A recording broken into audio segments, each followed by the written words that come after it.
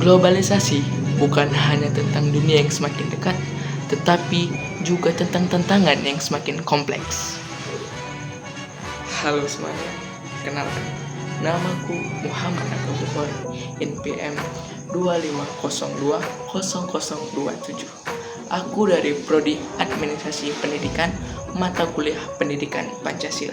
Di video ini, aku akan menjelaskan salah dua sesuatu yang bertemakan tantangan Pancasila dalam era globalisasi. Yang pertama, pengaruh budaya asing terhadap jati diri bangsa, dan yang kedua adalah pengaruh teknologi terhadap persatuan internasional.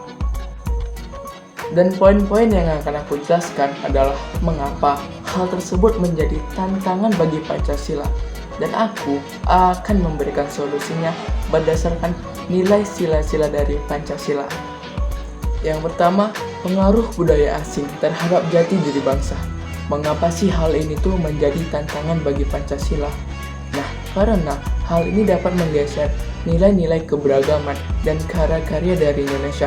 Contohnya tuh seperti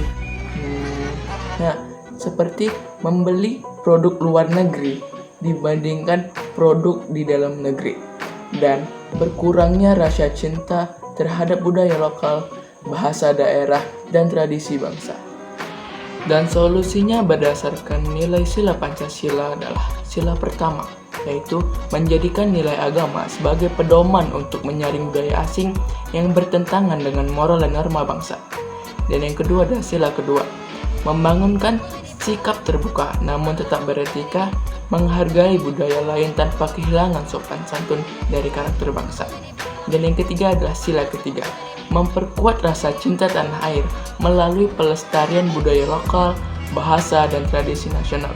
Dan yang keempat adalah sila keempat, mengembangkan kebijakan budaya yang melindungi dan mempromosikan identitas nasional.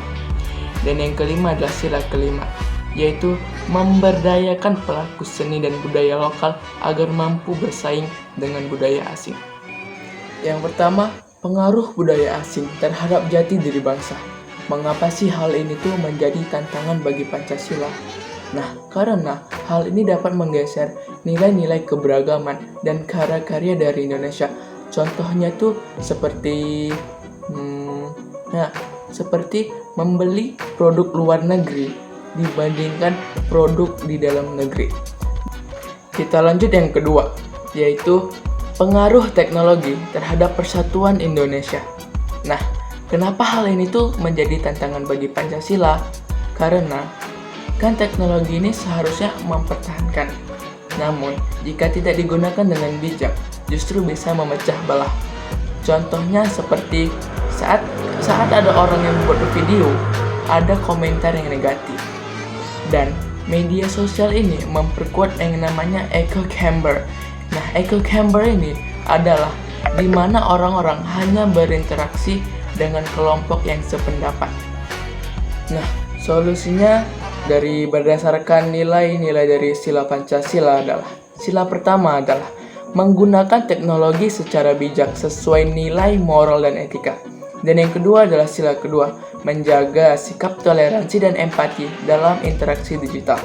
Dan yang ketiga atau sila ketiga adalah memanfaatkan teknologi untuk mempererat persatuan, bukan menciptakan konflik.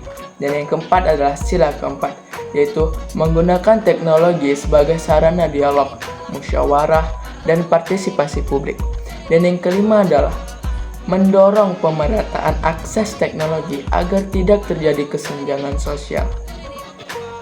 Nah, kesimpulannya, kedua hal tersebut menjadi tantangan bagi Pancasila karena mengikis nilai dan karakter bangsa, melemahkan rasa persatuan, dan mengurangi penerapan etika dan moral dalam kehidupan sosial.